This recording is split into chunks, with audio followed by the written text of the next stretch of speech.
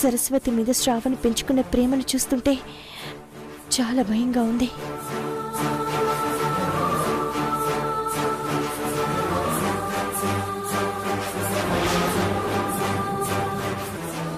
దాక్షాయిని మాటలు నమ్మి సరస్వతి పీటల మీద పెళ్ళాపేస్తే శ్రావణ్ తట్టుకోగలడా? అలా జరగకూడదు. ఏం చేసైనా సరే సరస్వతి మెడలో శ్రావణ్తో 3 ముళ్ళు వేయిస్తేనే అన్ని సమస్యలు తీరుతాయి. ఏమండి, రేపు ఉదయాన్నే పంతులు గారిని ఇంటికి పిలిపించండి. ఎందుకు సీత? ఆలస్యం చేయకుండా సరస్వతి శ్రావణ్ల పెళ్లికి ముహూర్తం పెట్టించి వెంటనే పెళ్లి చేసేద్దామండి. వెంటనే పెళ్లి చేయాలని మనం అనుకుంటే సరిపోతుందా సీత? మంచి లగ్నం కుదరాలి కదా. 2 రోజుల్లో ముహూర్తం ఉన్నా పర్లేదండి, పెళ్లి చేసేద్దాం. ఏమైంది సీత, అర్జెంటుగా పెళ్లి చేయాలని ఎందుకు కంగారు పడుతున్నావు? కంగారు కాదండి, భయపడుతున్నాను. అదే ఎందుకని అడుగుతున్నాను. గత కొన్ని రోజులుగా జరుగుతున్న పరిణామాలు చూస్తున్నాను కదండి.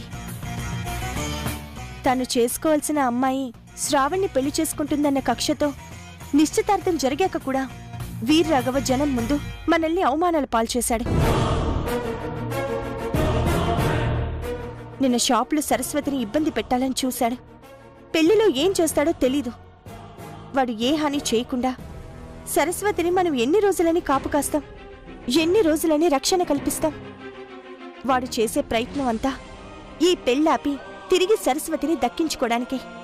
అందుకే మనం వెంటనే శ్రావణ్ సరస్వతిల పెళ్లి చేస్తే సరస్వతికి వాడి పోరు తప్పుతుందండి. మరీ చిన్నపిల్లలా ఆలోచిస్తున్నావేంటి సీత? చిన్న పిల్లలా కాదండి, ఆడపిల్లలా ఆలోచిస్తున్నాను.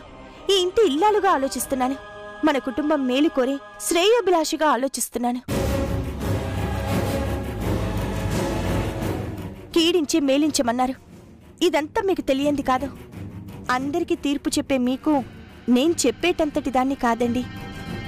మంచి గుమ్మంలో నుంచొస్తే చెడు దొంగల గోడ దూకొస్తుంది. ఎలా కనిపెడతారు? రేపెప్పుడైనా సరస్వతి ఒంటరిగా బయటికి వెళ్ళినప్పుడు ఆ వీర్రాఘవ కీడు తల పెడితే దానికి ఎవరు బాధ్యులండి? అందుకే వెంటనే సరస్వతి శ్రావణ్ల పెళ్లి చేస్తే వాళ్ళ బంధం బలపడుతుంది, వాడి పీడ తప్పుతుంది. సరే సీత, నువ్వు కంగారు పడద్దు.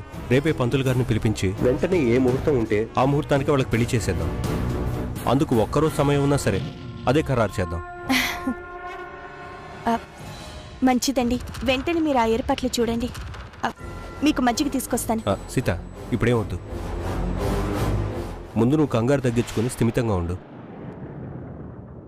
మా అందరి శ్రేయస్సు కోరే నువ్వు టెన్షన్ పడుతున్నావేంటి? కీడించి మేలించాలంటారు. ఇందాక నువ్వు మంచి మాట చెప్పావు సీత, అది 100కి 100 పాళ్ళు నిజం సీత. నేను మగవాణ్ణి కాబట్టి ఒకవైపు నుంచి తెగించి ఆలోచిస్తాను. నువ్వు బాధ్యత గల ఇల్లాలేవు కాబట్టి అన్ని వైపుల నుంచి చెడిపోకూడదని ఆలోచిస్తావు. అవునండి, కొన్ని నిర్ణయాలు తీసుకోవడంలో ఆలస్యం చేసినా పర్వాలేదు. కానీ పెళ్లి విషయంలో నిర్ణయాలు త్వరగా తీసుకోకపోతే జీవితాలే నాశనం అయిపోతాయి. ఎంత తొందరగా వీలైతే అంత తొందరగా ఈ పెళ్లి జరిగిపోవాలి. సరే సీత.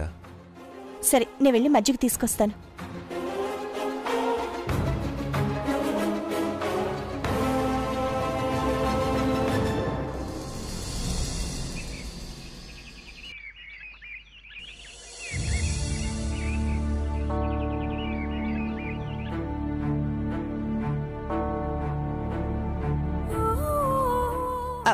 సరస్వతి, సరస్వతి, నువ్వింకా పడుకునే ఉన్నావా? లే లే లే లే, నీకెవరూ ఏం చెప్పలేదా?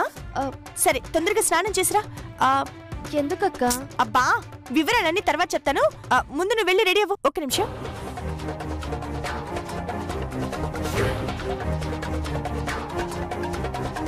ఇదిగో ఇదిగో, వెళ్ళి స్నానం చేయి. అక్క, ముందు విషయం ఏంటో చెప్పొచ్చు. చెప్తానన్నాను కదా, అంతా నీకోసమే. ముందు వెళ్ళి స్నానం చేసిరా. వెళ్ళు వెళ్ళు వెళ్ళు వెళ్ళు.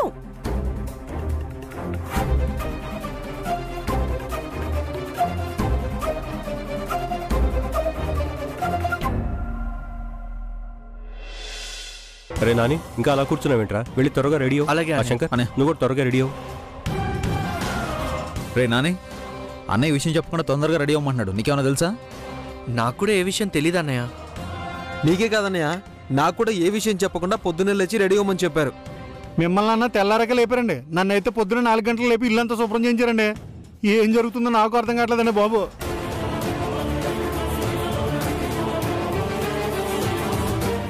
నువ్వేంటి ఇంకా ఇలాగే ఉన్నావు? ఉదయం చూడు, పొద్దున్నే రెడీ అయ్యి ఎలా పనులు చేస్తుందో చూసి నేర్చుకో. ఉదయం నేను చూస్తే కోపపడుతుంది. వెళ్ళి తయారవు.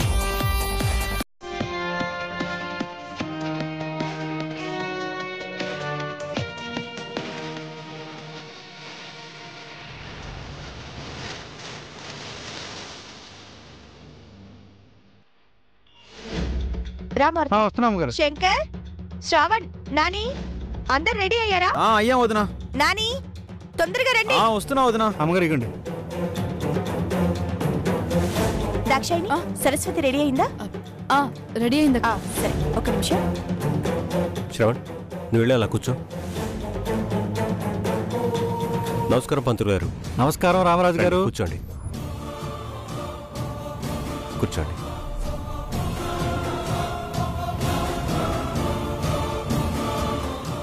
కూర్చో.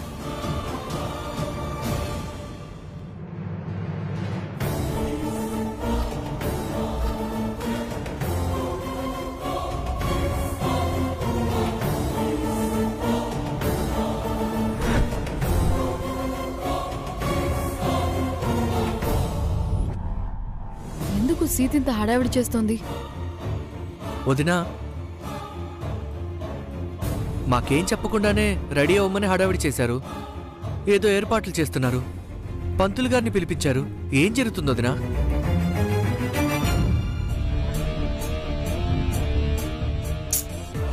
ఏం జరగడం ఏంటి నాని?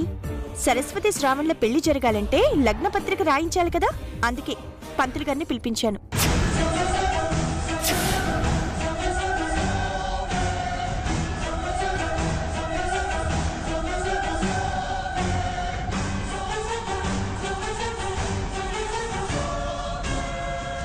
వదినా, పెళ్లి డేట్ ఇంకా ఫిక్స్ కాలేదు కదా, అప్పుడే లగ్నపత్రిక ఎలా రాస్తారు? అన్నీ ఇప్పుడే శంకర్. పంతులు గారు ముహూర్తం నిర్ణయించి లగ్న పత్రిక రాస్తారు. సీత, ఇంత పెద్ద జలక్కిచ్చావు.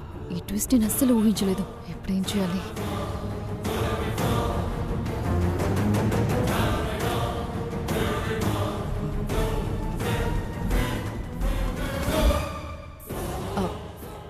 అక్క, ఇంత సడన్ గా ముహూర్తాలు పెట్టించడం, లగ్నపత్రిక రాయించడం ఎందుకక్క? దుష్టగ్రహాల పీడ పెళ్లికి అడ్డుపడుతుందేమోనని సీత ఈ నిర్ణయం తీసుకుంది.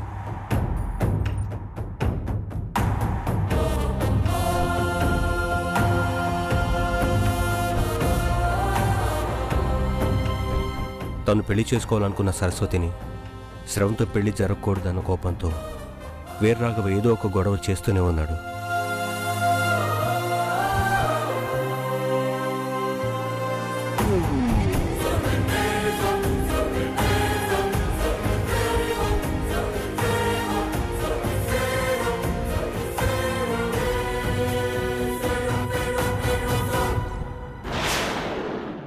ఈ పెళ్లి ఆలస్యమైన కొద్దీ వాడు సరస్వతికి ఏదైనా హాని తలపెట్టాలని చూడొచ్చు.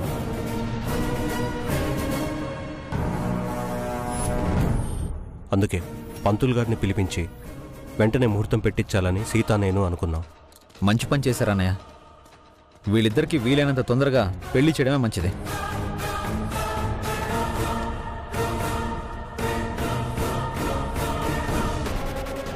పంతులు గారు, వీలైనంత తొందరలో ముహూర్తం నిర్ణయించండి. 2-3 రోజుల్లో ఉన్నా పర్లేదు. మరీ 2-3 రోజుల్లో పెళ్ళంటే ఎలా అండి? ఏర్పాట్లు చూడాలి, పనులవ్వాలి, అందరినీ పిలవాలి, కష్టమైపోతుందేమో. లగ్నం కుదిరితే పనులు వాటంతటవే జరిగిపోతాయి దాక్షాయిని. వీళ్ల పెళ్లి ఎలా అవుతుందా అని నువ్వు టెన్షన్ పడుతున్నట్టున్నావు. ఏ ఆటంకం లేకుండా బ్రహ్మాండంగా జరిగిపోతుంది. నువ్వు మనసులో ఏ భయం పెట్టుకోకు.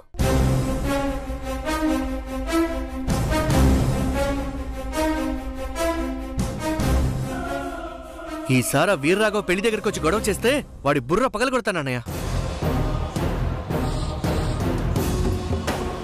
మళ్ళీ వాడు అలాంటి సాహసం చేస్తే వాడి బతుకు అదే చివరి రోజు అవుతుంది.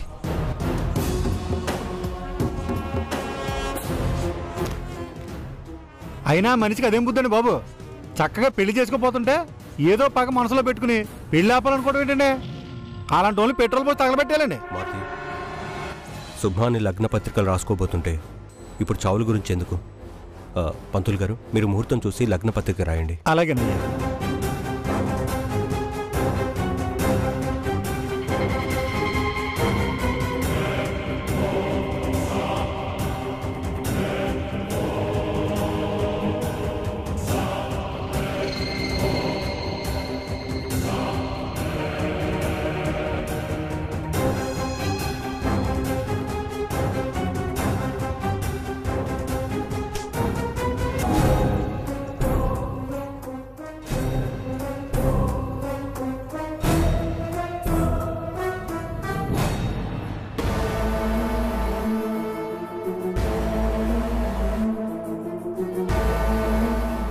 రామరాజు గారు, పిల్లల జాతకం జన్మ నక్షత్రాన్ని బట్టి తిథులు ఘడియలు లెక్కలు వేసి చూస్తే ఒక అద్భుతమైన ముహూర్తం కుదిరిందండి.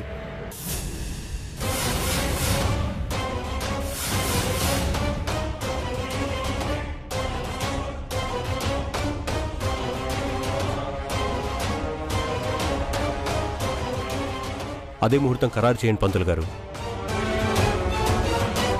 కాకపోతే ఒక చిక్కుందండి. ఏంటండి అది? మీకు ఏర్పాట్లకి ఏమాత్రం సమయం లేకుండా రేపే ఆ ముహూర్తం కుదిరిందమ్మా.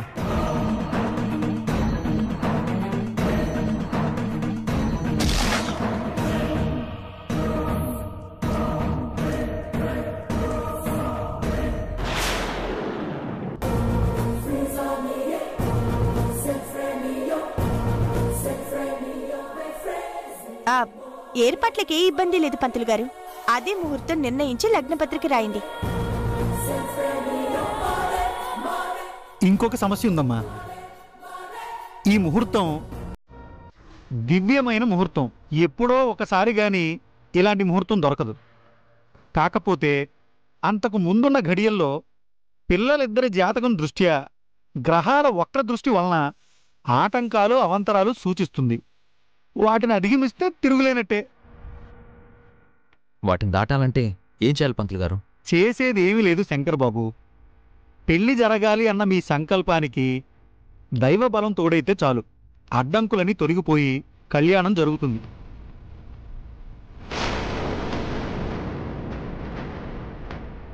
ఈ విషయంలో ఎవరు ఏ సందేహాలు పెట్టుకోవద్దు. ఏ ఆటంకం వచ్చినా పెళ్లి ఖచ్చితంగా జరిగి తీరుతుంది. అందరూ హ్యాపీగా ఉండండి. పంతులు గారు, అదే ముహూర్తానికి లగ్నపత్రిక రాయండి.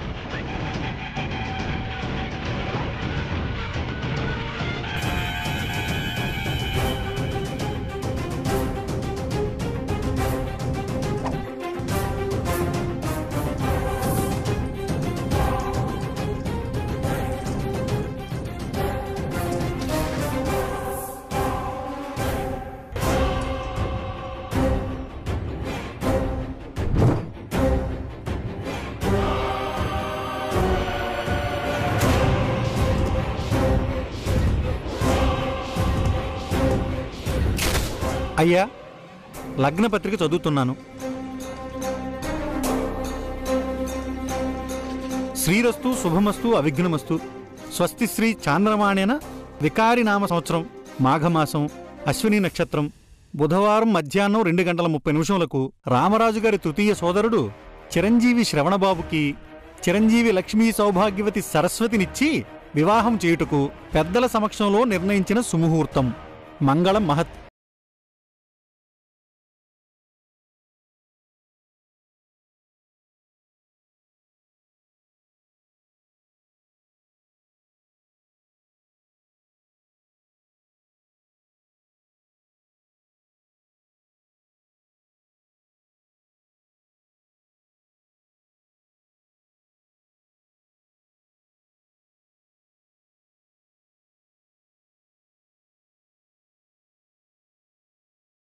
బ్లాక్మెయిల్ చేసి పెళ్లి చెడగొట్టాలని చూస్తారా? మీ తిక్క నేను కుదిరిస్తాను. ఆడపిల్లకి పెళ్ళనేది గొప్ప వరం సరస్వతి. దాన్ని నీకు శాపంలా మార్చాలని దాక్షాయిని ప్రయత్నం చేస్తుంది. నీ మనసు గందరగోళం చేస్తుంది. అందుకే వెంటనే నీ పెళ్లి జరిగేలా చూస్తున్నాను.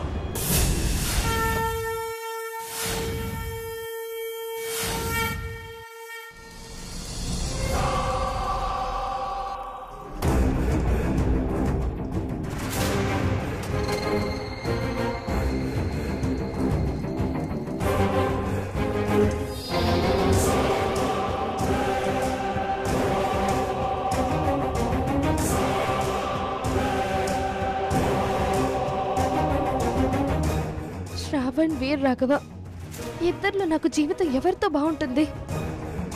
నేను నిర్ణయం తీసుకోకముందే రేపు పెళ్ళంటే నేను ఎటువైపు మొగ్గాలి? నేను ఆవలించేలోపే సీత పేగులు లెక్క పెట్టి పెళ్లి ఫిక్స్ చేసేసింది. సరస్వతి నా వల్ల నుండి జారక ముందే జాగ్రత్త పడి దాంతోనే పెళ్లి చెడగొట్టించాలి. పెళ్లి విషయంలో నేను ఎటూ తేల్చుకోకముందే ఊపిరి కూడా సలపనివ్వకుండా సీతక్క రేపే పెళ్లి ఫిక్స్ చేయించిందేంటి? నా వల్ల కాదు. వీర్ రాఘవ, శ్రావణ్లలో ఎవరిని చేసుకోవాలో నేను ఇంకా నిర్ణయం తీసుకోలేదు. నేను ఏ సంగతి చెప్పే వరకు పెళ్లి వద్దని వెళ్ళి డైరెక్ట్ గా వాళ్ళతోనే చెప్పేస్తాను. సరస్వతి, ఆగు, కూర్చో కూర్చో. టెన్షన్లో పిచ్చి పనులు చేయకు. రోజులు గడిచే కొద్దీ ఇంకేం గొడవలు వస్తాయో నువ్వెక్కడ పెళ్ళొద్దంటావునని పథకం ప్రకారమే సీత ఈ పెళ్లి చేయాలని తొందరపడుతోంది. నువ్విప్పుడు వెళ్ళి ఈ మాట చెప్తే ఈ క్షణమే ఇక్కడే ఈ ఇంట్లోనే శ్రవణ్తో నీ మెళ్ళో తాళి కట్టిస్తుంది. సందిగ్ధంలో ఉన్నాను. నన్నిప్పుడు ఏం చేయమంటావు? కంగారు పడకు సరస్వతి. ముందు నేను చెప్పేది ప్రశాంతంగా విను. ఎవరిని పెళ్లి చేసుకోవాలి అన్న సంశయం ముందు నీ బుర్ర నుంచి తీసేసే. వీర్ రాఘవతో నీ జీవితం అద్భుతంగా ఉంటుంది. అదే నిజం. రేపే ముహూర్తం పెట్టడం ఒక విధంగా మంచిదే. ఎవరి గొయ్యి వాళ్లే తవ్వుకున్నట్టు వాళ్ళ నాశనానికి వాళ్లే తొందరపడుతున్నారు.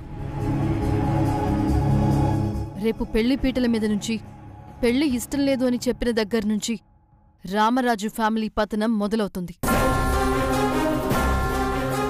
నీ తండ్రిని దూరం చేసిన ప్రతీకారం, నా అక్కని నాకు లేకుండా చేసిన పగ, పెళ్ళాగి అబాసుపాలైన వీర్ రాఘవ కక్ష ఒకేసారి నెరవేరుతాయి. ఇది జరిగితేనే మీ నాన్నగారు, మా అక్క ఆత్మలకు తృప్తి, మనకి సంతృప్తి. మనం ఏం చేయబోతున్నామో నువ్వు స్ట్రాంగ్గా ఫిక్స్ అవ్వు.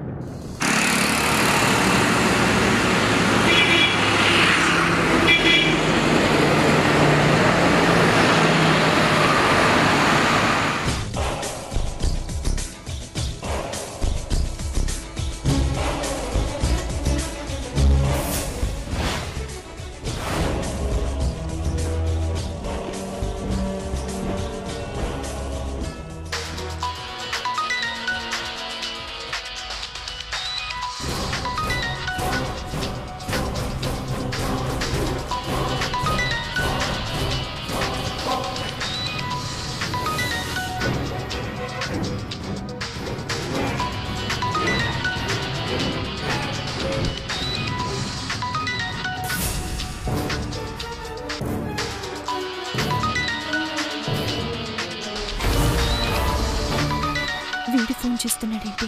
మళ్ళీ ఏదైనా ప్లాన్ చేశారా?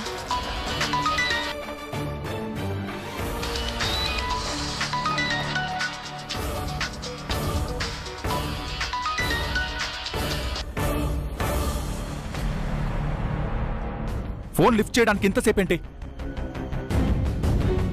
అది సర్లే గాని సరస్వతి ఏమంటుంది? పూర్తిగా మన ట్రాప్లోకి వచ్చేసినట్టేనా, లేదా ఇంకా గందరగోళంలోనే ఉందా?